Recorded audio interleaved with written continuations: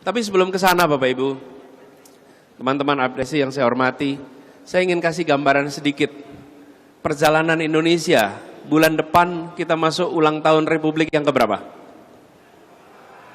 78. Kita 78 tahun sebagai Republik.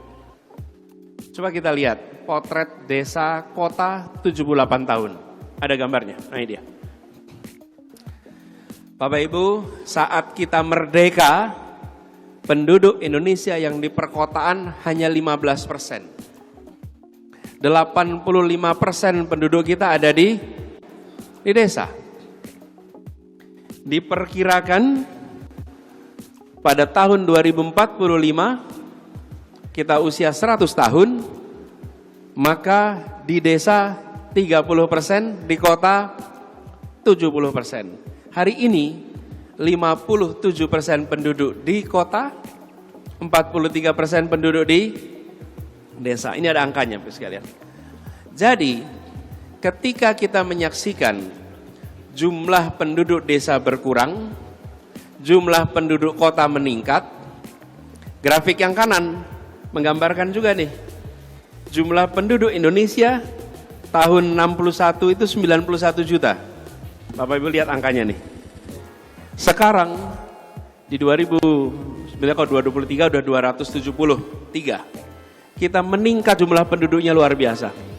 Di sisi lain, luas sawah kita masih stabil. Kelihatan bukan Bapak sekalian? Nih. Penduduk jumlahnya meningkat tinggi. Indonesianya, jumlah penduduk desanya menurun, lahan sawahnya rata. Melihat situasi seperti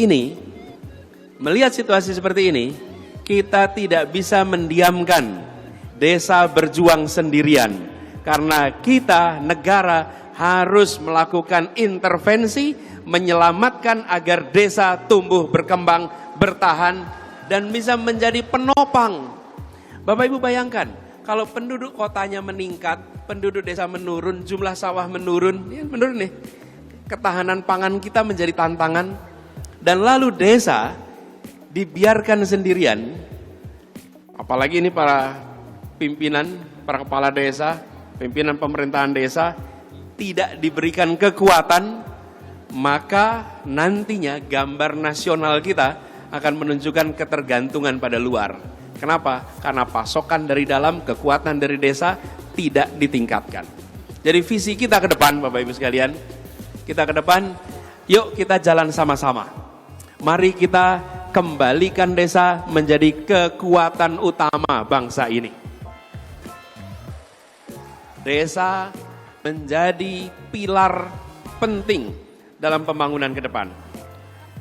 Saya melihat Bapak Ibu sekalian, kalau kita panjang ke depan, bahwa kita tidak boleh membiarkan para petani, para nelayan, kemudian mereka yang bekerja di perkebunan jalan sendirian.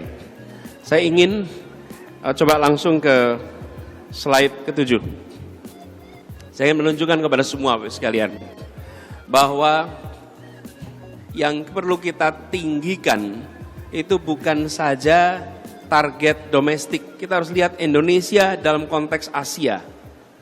Kalau kita ingin membuat desa kita maju, jangan hanya berbicara desa dan kota di Indonesia.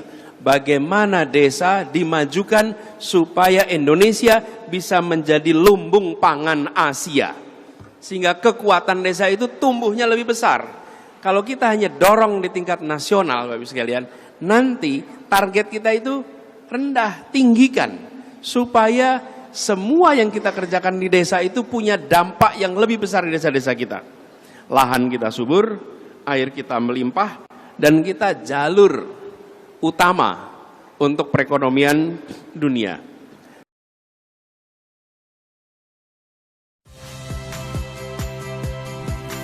Saya Valeria Bella.